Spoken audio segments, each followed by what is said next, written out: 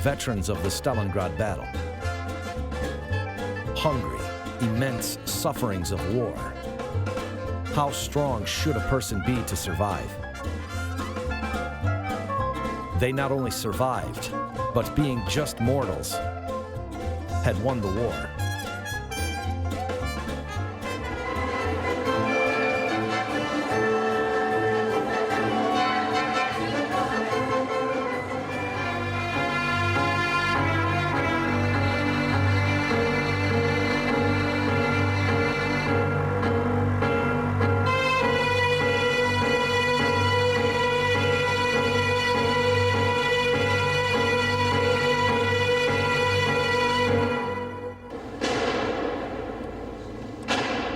The Stalingrad battle lasted 200 days.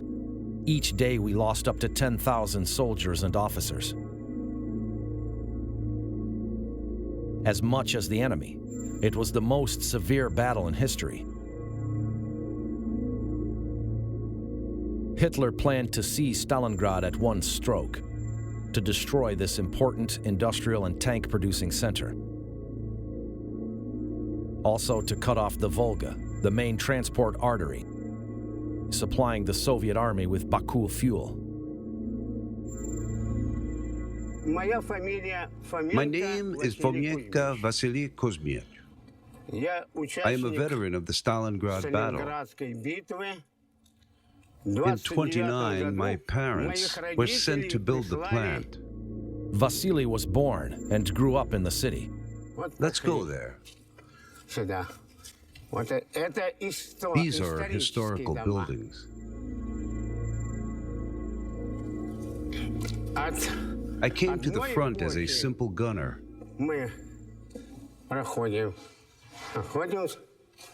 From one era, we're going to another. These are townhouses built before the 30s. How had we managed to defend Stalingrad?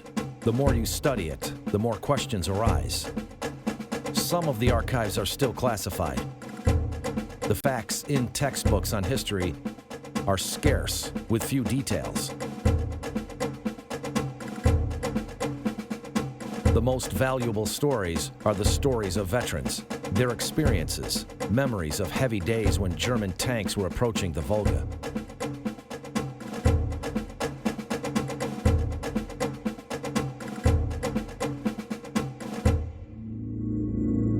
An Oak Grove ravine, the Volgograd suburb.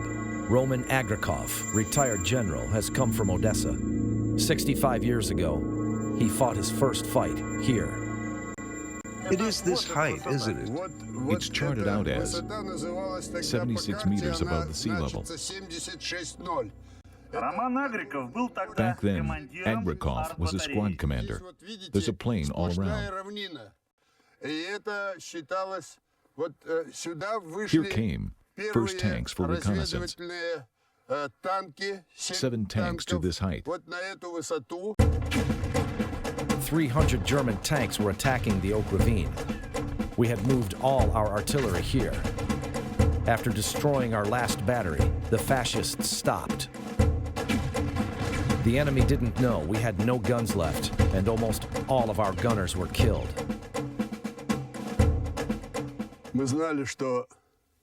Behind us, Stalingrad and the Volga, and the no-step backward order. We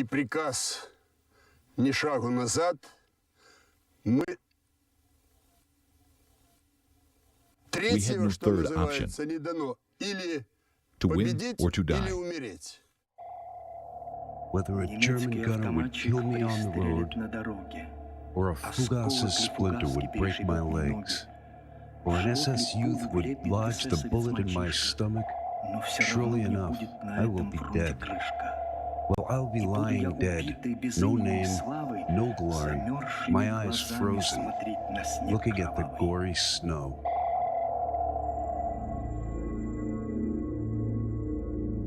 The Panorama Museum in Volgograd. Boris Usik is its custodian, one of the world's best experts on the Stalingrad battle. Late August, 83 divisions are advancing on Stalingrad. В конце августа 83 дивизии наступают на Сталинград. 3-я и 4-я армии румын, 3rd and 4th Romanian armies, part of the 2nd Hungarian Army, 7-я итальянская, 7th Italian Army, не считая отдельных, let alone которых мы others, about which we shamefully ранее kept mum. стыдливо умалчивали. Добровольцы из Bulgarian Болгарии, volunteers, Belgium Legion, легион из Бельгии, батальон голубой Battalion of the дивизии из Spain, Blue Испании. Division. Вся эта лавина, превышающая, the естественно, armada of миллион more than 1 million штыков, men set out against the катилась city, на город, в котором which кроме only 10-й defenders were дивизии 12,000 НКВД of the 12 10th тысяч человек NKVD и division учебного центра and a танкового training center of the при tank тракторном factory. заводе практически войск не было. Hitler knew that if he wins Stalingrad, the Turkish troops will back him in Transcaucasia and the Japanese in the Far East. The latter only waited for the command to attack. On August 23rd, 1942, having come to work in the night shift, I was right at this gate, noticing the people standing here.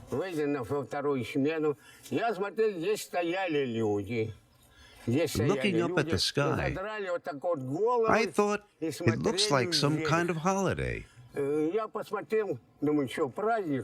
There were colored parachutes and a Messerschmitt followed by our fighter. I say, it's a holy day. What did you say? They say, nothing of the kind.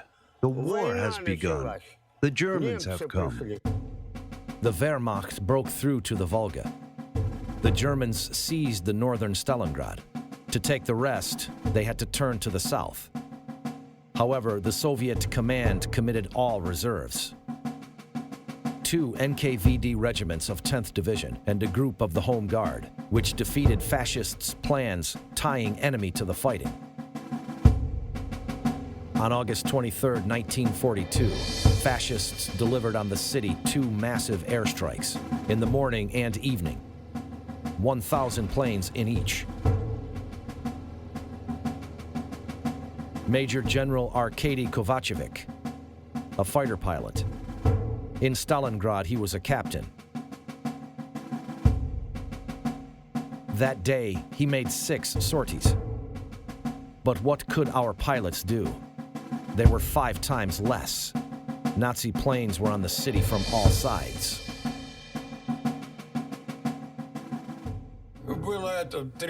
There was an anxiety and a rage in all.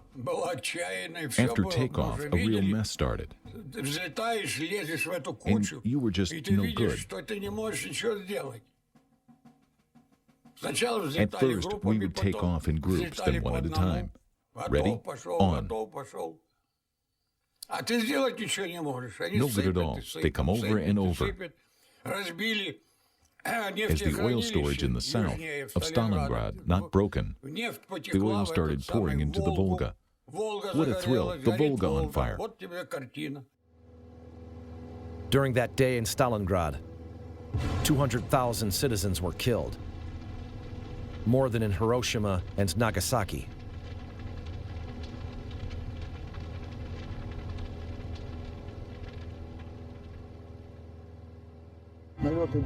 After the attacks, everything was burned down. We could hear somebody talking nearby, but can't see him. Pavel Dosic, a soldier of the NKVD division, which first fought the Germans in Stalingrad. It's only ashes. Everything's fallen.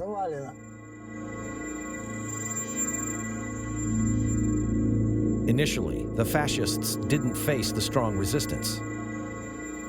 The aviation would burn quarter after quarter, and later their foot would get in, dislodging the NKVD and Home Guards out of the ruins.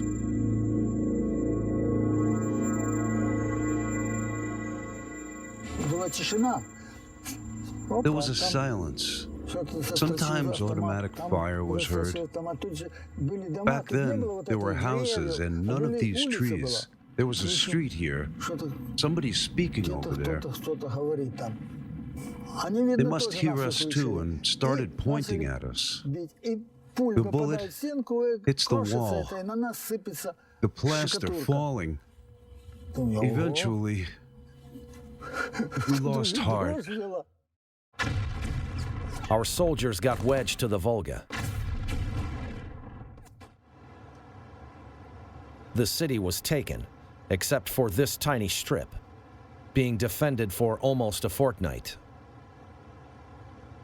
The dead bodies were piling up everywhere. The wounded would come to be delivered over the river, or to die, or to be killed by shells falling down here. There was no water to drink. To get some water into the helmet, you had to wedge off the bodies, just to squeeze through, to fetch some water. Seems I'm a magnet attracting shells. Boom, and my lieutenant starts wheezing. The death has passed by me. But we just can't wait any longer, being driven over the trenches by the rage that thrusts the bayonet into the enemy's neck. The fight was short. Then we guzzled icy vodka, and I was picking out the enemy's blood from my fingernails.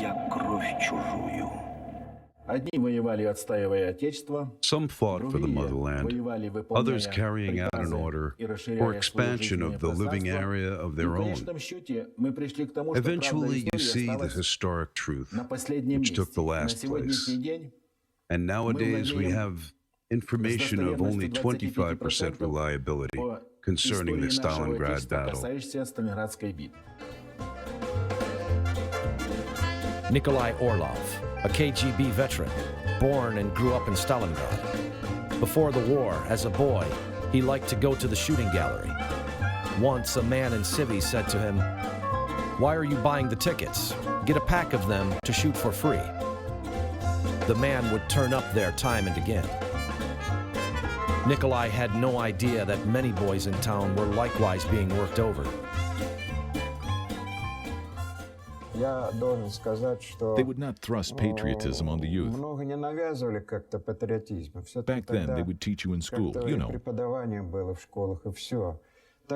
So military training was sort of invisible. We went to the shooting gallery. We thought it's just for fun. Orlov joined the unit, working in the enemy's rear. There were 37 men who knew nothing of each other. Nikolai was 15.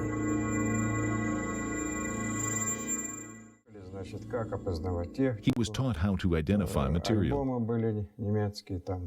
There were photo albums with all sorts of tanks and planes. How to behave when arrested. The fascists delivered to Stalingrad heavy artillery and ammunition. Nikolai was sent to find out where exactly. Orlov crossed the front lines 70 times. When he was 16, his hair turned gray. It turned out that the first mission was the toughest. You know these places? I'll say, rather, but something's rebuilt here. Although many things just look as well as when I would go here for missions. Show us which way you came from. It was my first mission. I was thoroughly prepared. I came from the other side, as if to visit my friend. There was a true name. I actually knew the fellow. We were at the same school, but later he moved on. Several families still live here. On your way, were you afraid? How did you feel? I was very young, such a heroic age, you know. Nikolai was halted by the fascist patrol. The German officer did not believe his legend and made him show where the alleged Orlov lived. Fortunately, an old man who met them happened to be an experienced partisan. He took off the belt with a badge and began to lash the boy till bleeding. I was twice detained by the Germans. Each time I was beaten, no idea why. Once an old hag beat me, later on for the goats. Now, this old man, he thrashed me all over. The officer believed it. I was excused. He only told me I was not allowed to come out. He said I should be called in. That must be but empty threat. And when they left, the old man wept. "Excuse me, Sonny," he says, "since I beat you, I had to, least we both be goners." Nikolai Orlov completed that mission. He found out the artillery warehouses were in so-called Red Barracks. The place underwent bombardment. Our men at the Volga beachhead were saved. When they destroyed so much ammunition and bombardment of the crossing ceased, I then understood that one person could do something. Now they'd say, one man is no man. Besides the saying, I knew I am, nevertheless.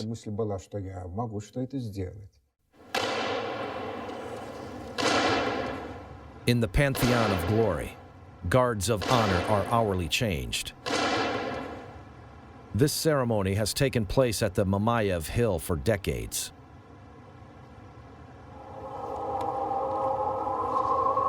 In commemoration to those who gave their lives as a sacrifice to stop the Wehrmacht machine, incredible and merciless.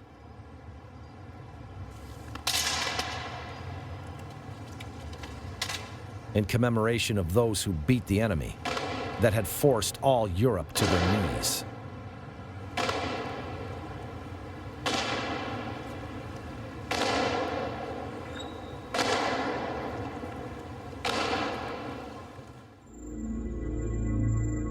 Germans were at war under the schedule.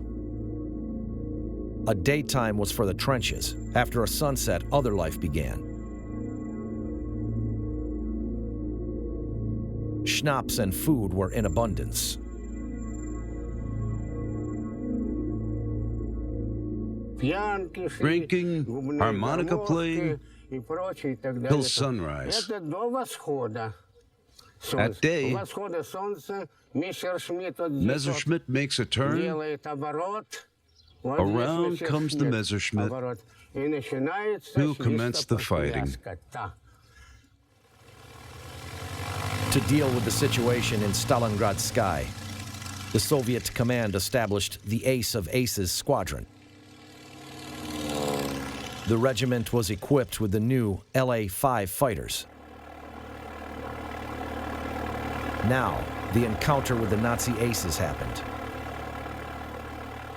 It came about very elegantly. We regarded them as old acquaintances indeed. Their fuselages had emblems we very well knew since the encounter at Voronezh. It was dancing prima donnas. Clear enough. But our new type of plane confused them.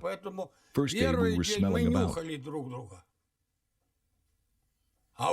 next day the fight began.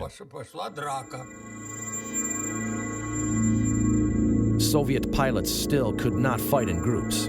As combat would begin, each of them lost accordance to fight his own fight.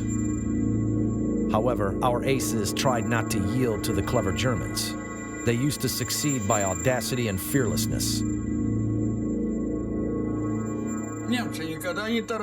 The Germans neither rammed nor frontally attacked. He'd never attack frontally.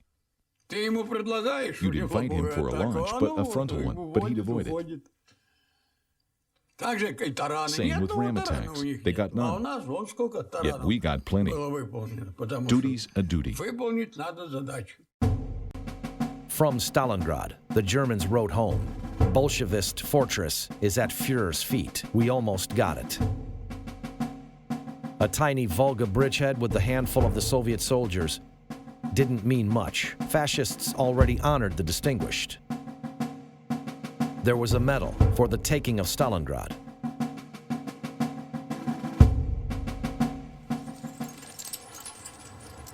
Vladimir Zavoratnev is a native of Stalingrad.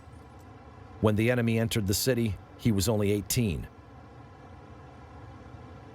He joined the army as a volunteer to become an infantry scout. He's 80 now. he lives all alone in a small flat, doing memoirs, precisely writing down all he had gone through. Back in '42, Vladimir Zavaratnev and other young volunteers were added to the survived soldiers of the units, just moved from the front, to be seated on the cutters to retake Stalingrad.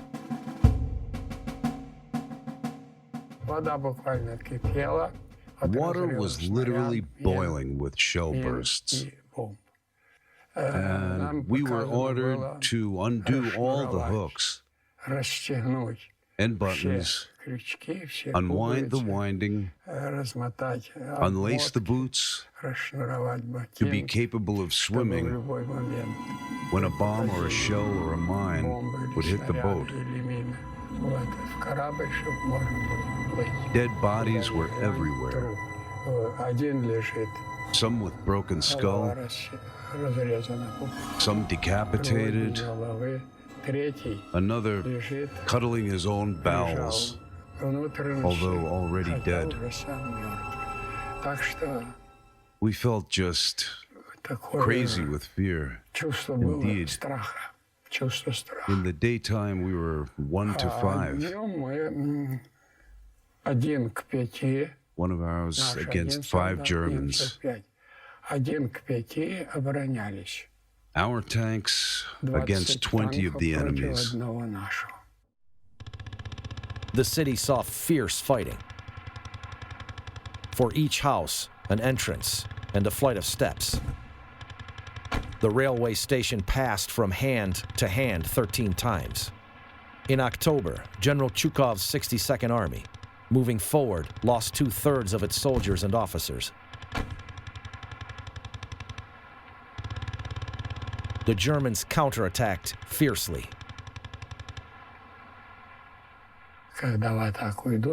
People in attack, the nervous system is extremely strained.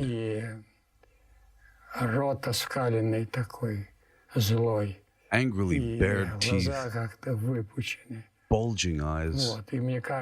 I think their hair would turn gray in the course of the attack.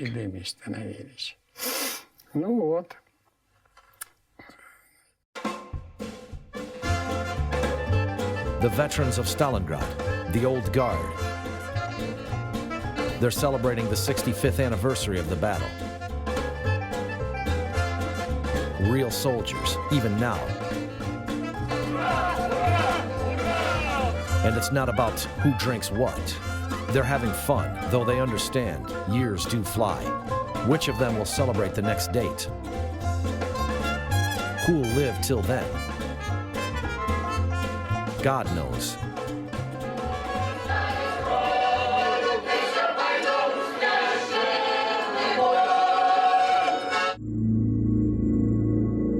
Not only Germany fought against Russia, it was the coalition, willing to feed on someone else's wealth. In 1942, almost all of them were in Stalingrad. Secret exhibits of the museum Panorama Stalingrad battle. It's another page of the unknown history of the battle.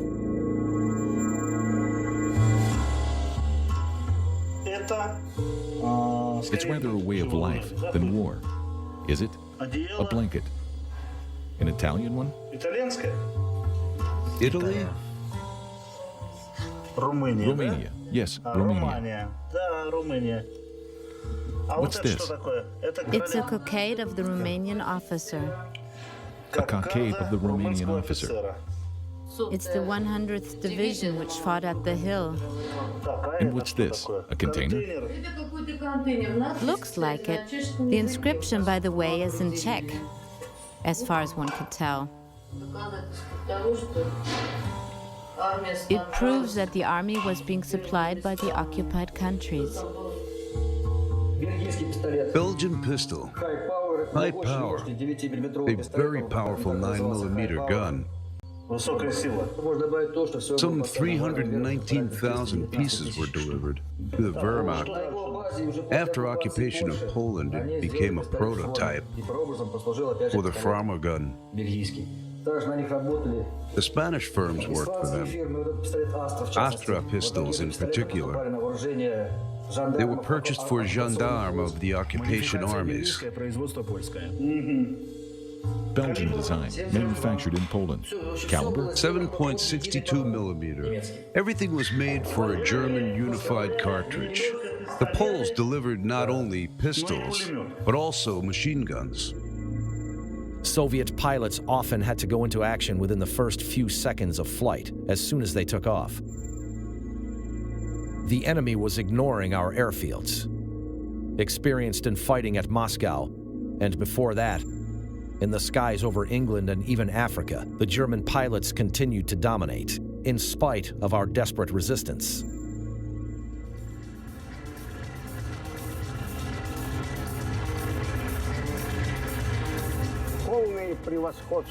They fully dominated. When our fighter appears, you can't help but have compassion on the pilot and our planes. It'd take a skilled Messerschmitt 3 rounds to bring down our plane, to make it come hooting down. For some reason, they all fell into the Volga. Soviet aces began to adopt German tactics, attacking in groups at high altitudes and speed. In the Stalingrad sky, Arkadia Kovacevic had his hardest fight against 12 fighters. I'm coming along, all okay. Suddenly, my wingman screams on the radio. 2 Messers on our right. I respond, on the left too. So each of us turned aside to strike off our own pair. We got separated. We had to fight singly. After a while, I saw him going into a spin. Then he disappeared in the smoke near Stalingrad. Now the German pair came upon. 4 of them. Then another pair came. They began to bay me even more. All in all, loads of them. Off to the right, the burst passed me. Then another to the left. The sky of the battle got all covered with, because of the Messers, shell bursting. Apparently, the combat was coming to an end. 4, running out of fuel, I got to the auxiliary tank, as well as they run out of ammunition. I say it was a joke when a Messer popped up right from my wing, some several tens of meters from me. He gave me a thumbs up and just left.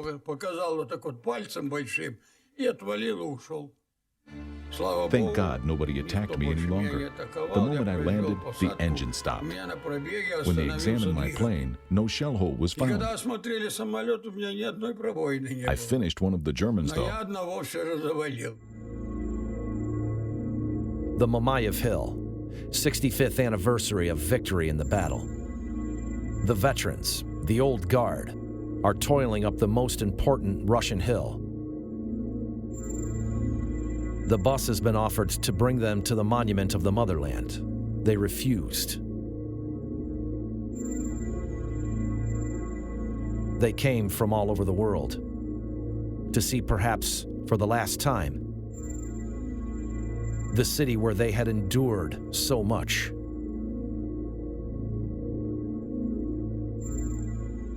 I was given the coat after at least 10 killed men. It was all holes and blood. It became hardened with blood. To tell the truth, I committed a sin. Off to mid-ground, I'd noticed a dead man, one of our soldiers, clad in new coat and boots. Now by dusk, I crawled up to him, got his coat, boots, and a sweater, and a submachine gun. I dressed him in my clothes, as if saying, "Sorry, man." You're to be buried after all. Мой товарищ в предсмертной агонии I'd не better warm my зови ты на palms over помощь your steaming друзей. blood. Дай-ка лучше погрею ладони я над Don't you cry like a дымящейся baby. кровью твоей. Не кричи, As не if you плачь, still словно feel the маленький, pain. словно что-то еще болит. Дай-ка better лучше lend you my сниму boots. с тебя валенки, мне еще воевать предстоит.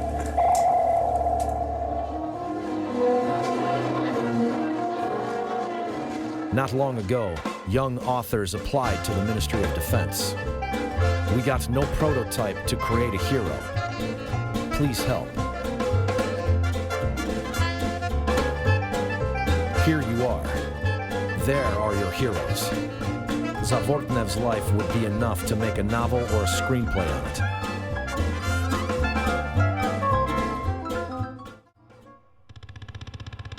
One day in the ruins of Stalingrad, during a close fight, a shell fell right before Scout Zavortnev.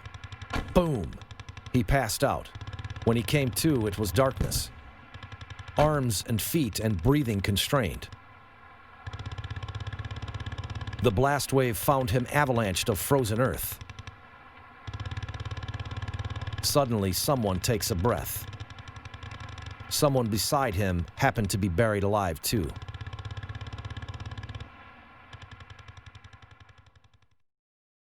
At first, I had no idea it was a German. I say, which company are you from? He didn't say a word. Which battalion? He keeps mum. Now I speak in German. He started talking. You'd better give in at my mercy. You're all going to be killed here. Moreover, after the war, you won't be here at all. Where will we be then? In Siberia, in the taiga. And we will put our order here. Boy, I got angry. I began to dig with my hand to get him. To cut it short, almost all night, we were picking at one another. He tried to throttle me. I did the same. Eventually, in the morning, as we were tossing and turning, we got out to the surface. He was already dead, that German. Each people have their genetic memory, being passed on from generation to generation. We have our Narva, Poltava, Borodino, and Stalingrad, victories of our ancestors. This rich inheritance should be preserved to deliver to our children. They also should know that. It's readiness to rally before danger, to sacrifice for the sake of your people, to survive the impossible. I think even our local wars show that our boys, both in Afghanistan and Chechnya, have kept it.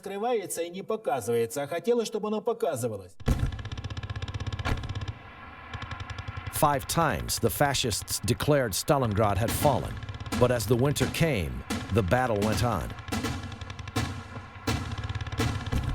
The Germans lost 7,000 every day.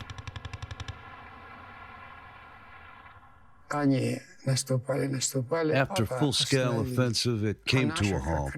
Quite the contrary. Our soldiers started to attack. He looked at you, tears in his eyes. He says, "Comrade, let him be." Comrade? It sounds like communist after all. The Germans and their allies were surrounded. They tried to transport to the city provisions and ammunition by air. But each enemy plane over Stalingrad became a target.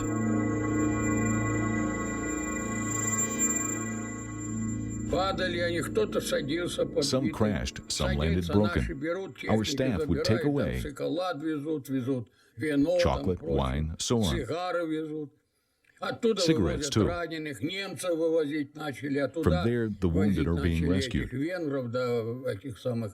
The German, Hungarian, and Romanian are brought down during your 215, fully packed with officers.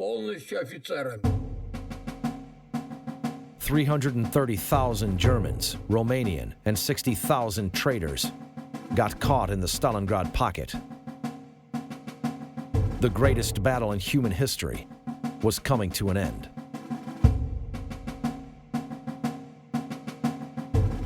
Here are photos found with killed German soldiers. They're unsent letters. We had come here to win, but we'd hardly ever leave.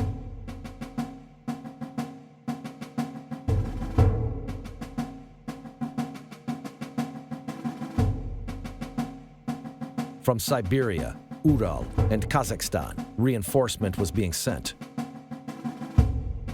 1,500 tanks and mortars. What's the most important? 1 million men. The city supermarket. On January 31st, 1943, Field Marshal Paulus was taken prisoner here. All right. You see what life is? Mother. Vasily Fomenko took part in those events.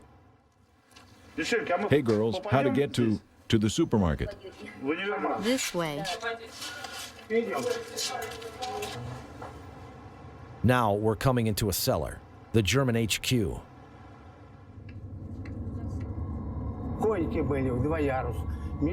2 tiers of bunks, the Germans standing in the gangway. Off to the right, there was battery lighting.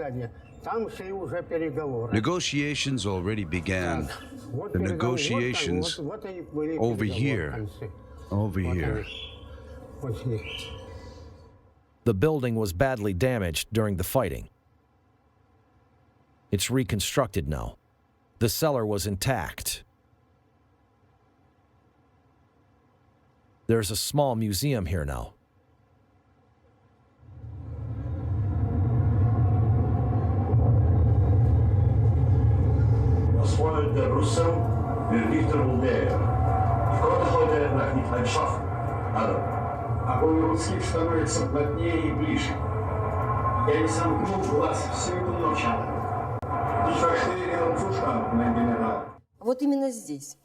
Out there, Paulus came as a prisoner of war.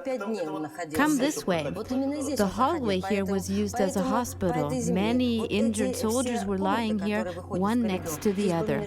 Come, I show you this room. It's very interesting.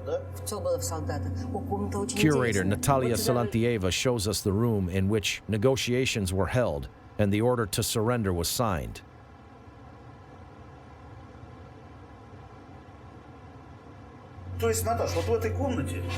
Everyone says this room is so small.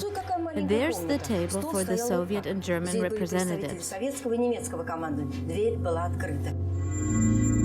Up this stairway, Field Marshal Paulus came out. We won the Battle of Stalingrad. We had no allies here.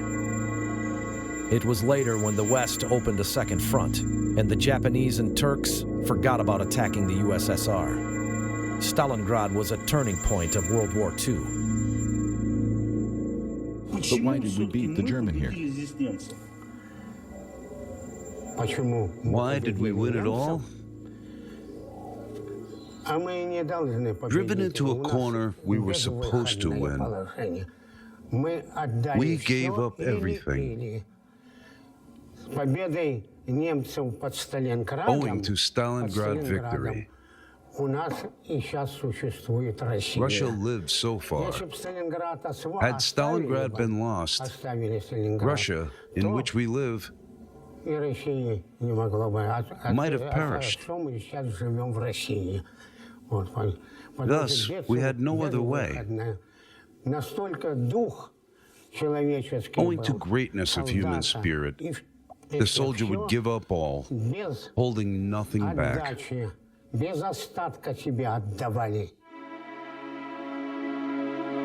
A military memorial near Volgograd. Soldiers' obelisks, as the sentinels, guard our memory of the heroes of the war.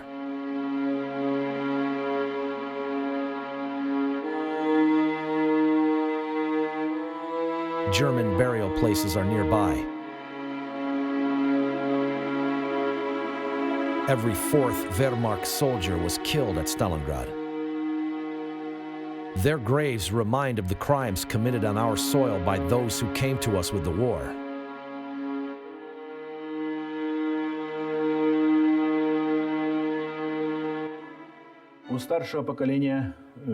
The older generation who fought on our soil at Stalingrad always has that feeling wherever they are, in the street, at the dinner table.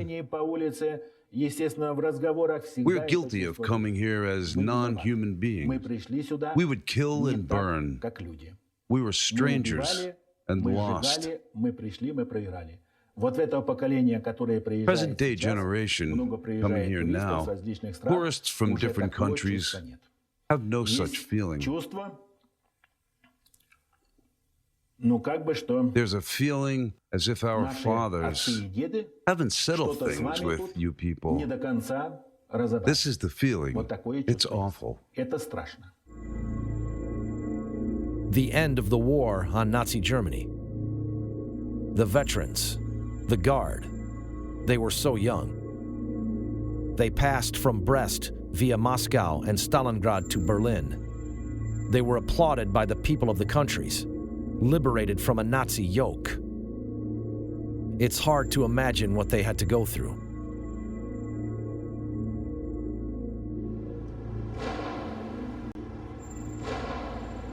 In the Pantheon of Glory, there's a writing, we were mere mortals, and very few of us could survive, but did the duty to the motherland. It's not true that the dead do not come back. They do, provided they were killed in action without compromising their honor and honor of the motherland, honestly fighting the enemy. Honest people never leave for good, nor disappear without a trace. I'm sure we will see every single trace of each soldier who was lost for freedom of motherland. We'll learn each of them by name.